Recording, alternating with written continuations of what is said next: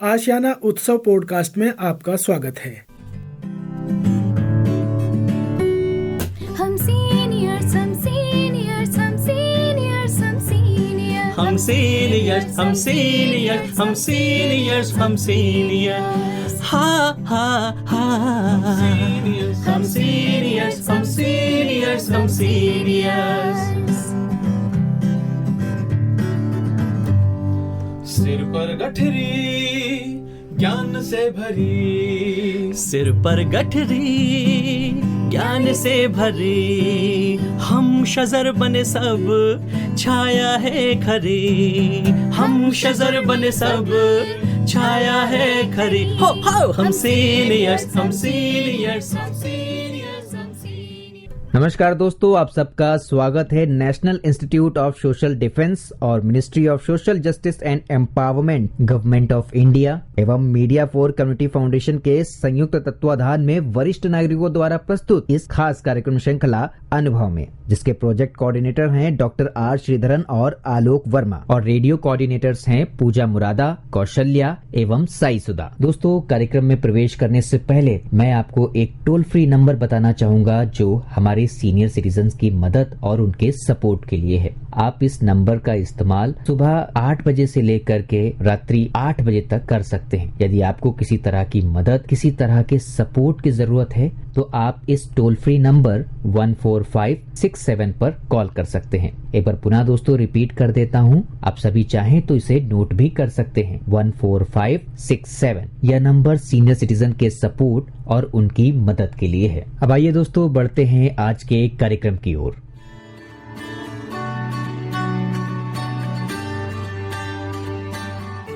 नमस्कार दोस्तों, मेरा नाम अमिता शॉ है और मैं आशियाना उत्सव भिवाड़ी से बोल रही हूँ।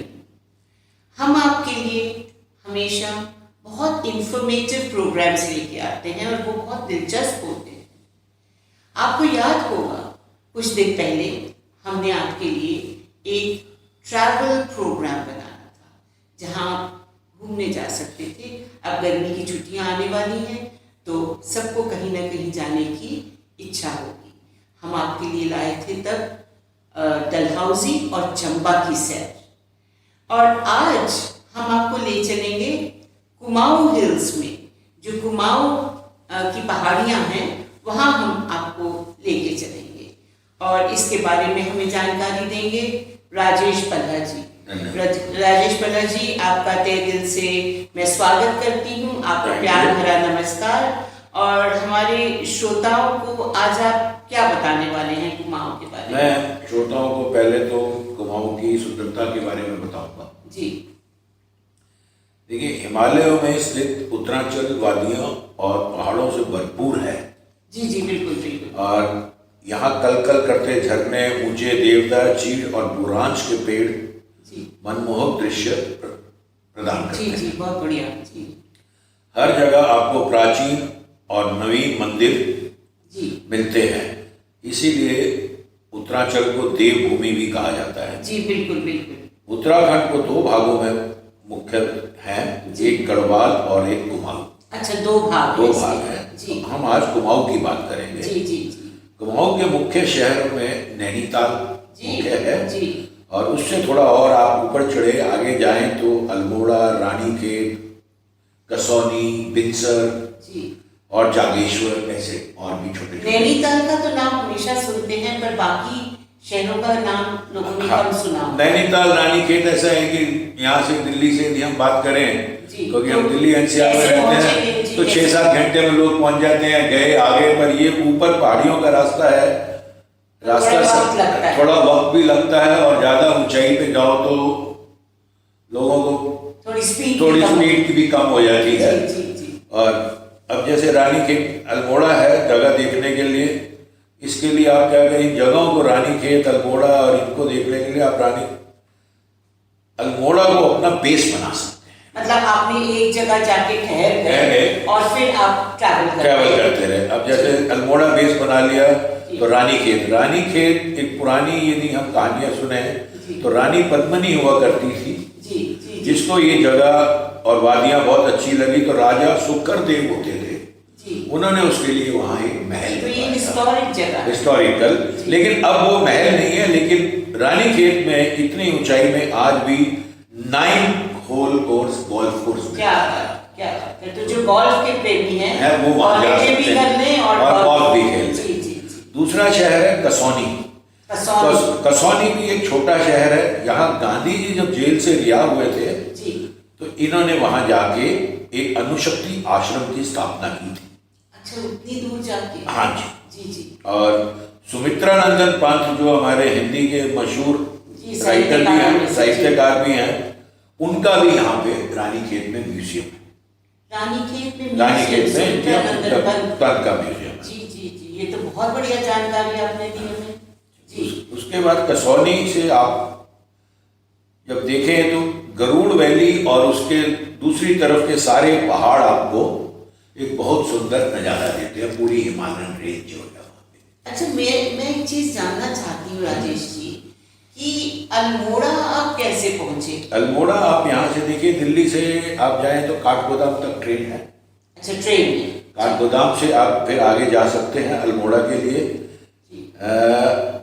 और वो 90 किलोमीटर के आसपास है काठगोदाम से। काठगोदाम से 90 किलोमीटर आगे अल्मोड़ा। और दिल्ली से यदि आप लें तो अल्मोड़ा करीब 350-400 किलोमीटर के आसपास। तो एक दिन में नहीं? तो एक दिन में नहीं होता। उसके लिए आप जाइए, रानीखेत रुक जाइए, काठगोदाम रुक जाइए, नैनीताल रुक जाइए, अपने समय के हिसाब से। जी जी जी, जो आपका लेजर टाइम में आप कर सकते हैं। तो आप बाय एयर भी जा सकते हैं यहाँ? बाय एयर तो जॉली ग्रांट एयरपोर्ट है देहरादून का, वहाँ से तो बहुत दूर पड़ेगा। वहाँ से वो दूर पड़ेगा, तो दिल्ली से तो आप बाय एयर ना जाके ट्रेन से जाएंगे या बाय ट्रेन से जाएं या बाय रोड जाएं।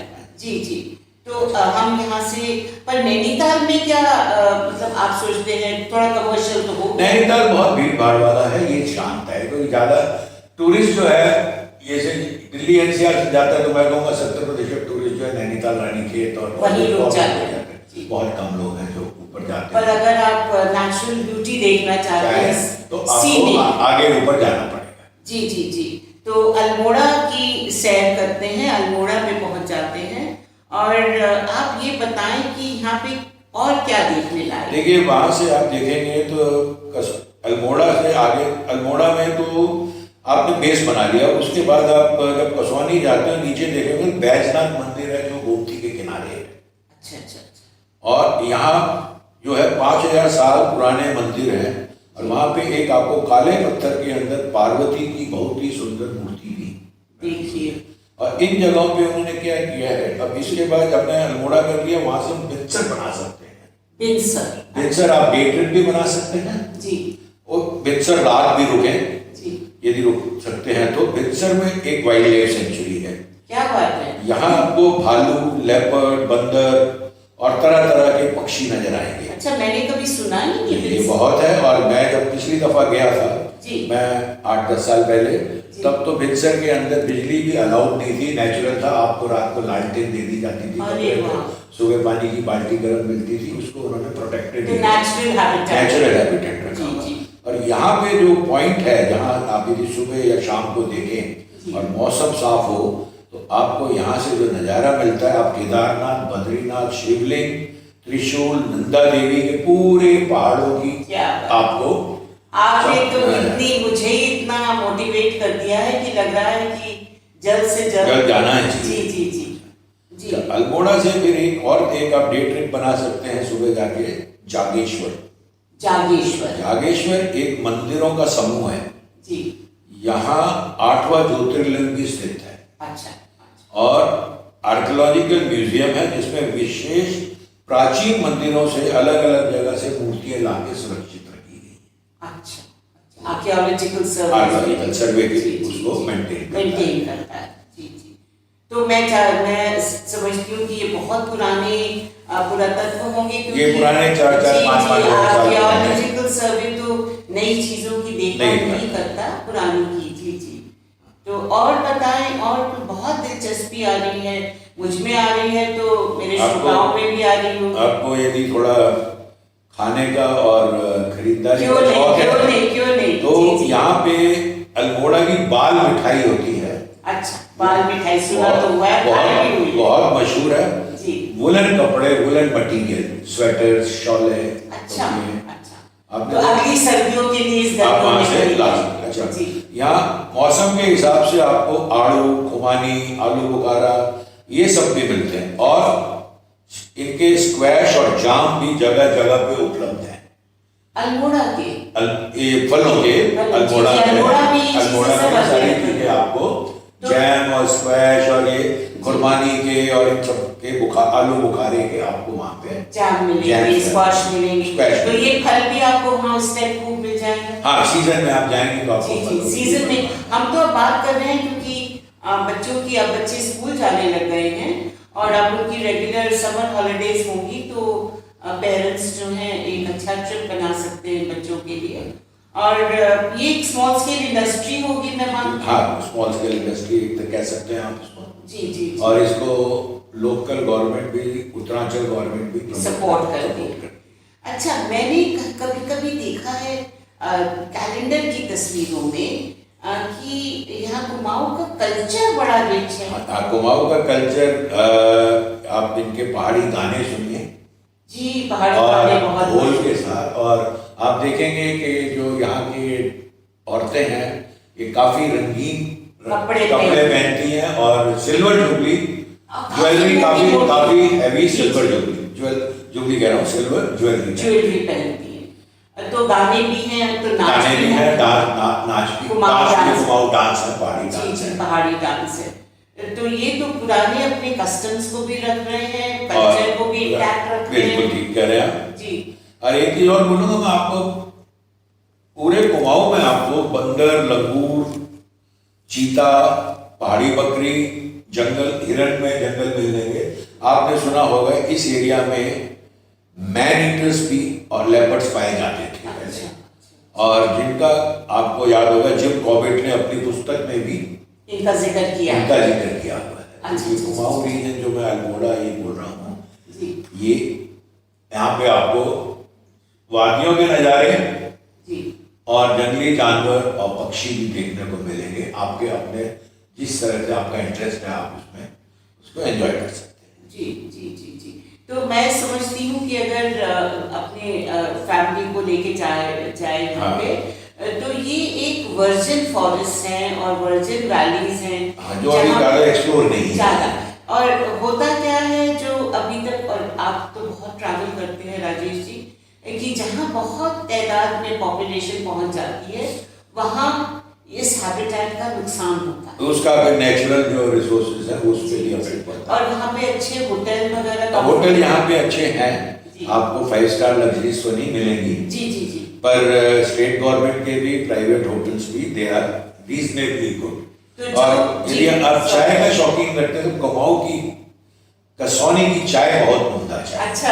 अपने टी गार्डन्स हैं और कसौनी की चाय बहुत। अच्छा, मुझे नहीं पता था कि कसौनी में भी टी गार्डन्स हैं। कसौनी में भी टी गार्डन्स हैं। तो मतलब मैं समझती हूँ कि अगर गवर्नमेंट के यहाँ पे कुछ होटल है तो इनका ट्रैवल करने वाला भी तरीका होगा कि इनकी बसेस जाती हैं। इनकी बसेस भी जाती हैं, इनकी टैक्सीज भी आप हायर कर सकते हैं, प्राइवेट टैक्सीज भी हैं, आप अपनी भी टैक्सी लेके जा सकते हैं। कुमाऊं मंडल विकास निगम के नाम से इनका अपना टूरिज्म डिपार्टमेंट है। तो जो हमारे श्रोताओं एलटीसी लेके जाना चाहें अपने बच्चों को, तो अवश्य इसको एक्सप्लोर कर सकते हैं इसको। और ये थोड़ा बाकी भीड़ भाड़ वाले पहाड़ी इलाकों से थोड़ा अलग कर, तो बच्चे यहाँ का हैबिटेट स्टडी कर सकते हैं, नेचुरल एनवायरनमेंट। तो राजेश जी, आपने इतनी हमें जानकारी दी कुमाऊं हिल्स की कि अब हम वेट करेंगे कि आप हमें और कहाँ लेके जाएंगे। तो अगली दफा मैं कहाँ लेके जाएंगे? अभी हमने उत्तरांचल का कुमाऊं किया है, अगली दफा हम गढ़वाल। जी, क्या बात है।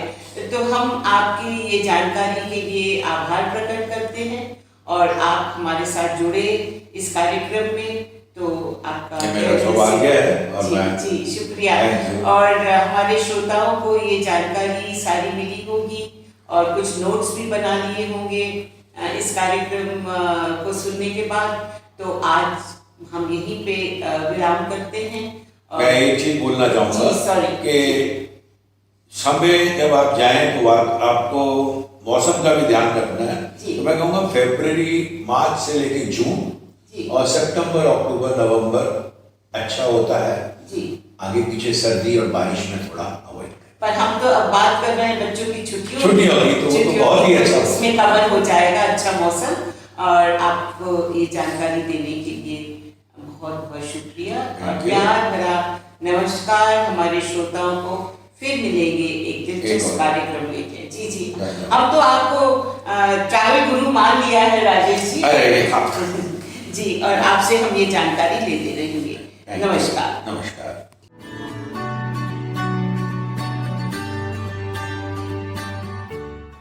और श्रोताओं, फिलहाल वक्त हो चुका है आप सभी से विदा लेने का। और चलते चलते आप सबको एक बहुत ही खास नंबर हमारे वरिष्ठ नागरिकों की सहायता, उनके सपोर्ट के लिए मैं आपको बताना चाहूंगा दोस्तों। Elder line toll free number है ये, आप चाहें तो इसे नोट कर सकते हैं 14567। एक बार पुनः सुने दोस्तों, 14567। यह नंबर वरिष्ठ नागरिकों की मदद और उनके सपोर्ट के लिए सुबह 8 बजे से लेकर के रात्रि 8 बजे तक अवेलेबल है। यदि आपको किसी तरह की परेशानी या किसी सपोर्ट की जरूरत है तो आप इस पर कॉल कर सकते हैं। फिलहाल मैं ले रहा हूँ इस कार्यक्रम से विदा। नमस्कार।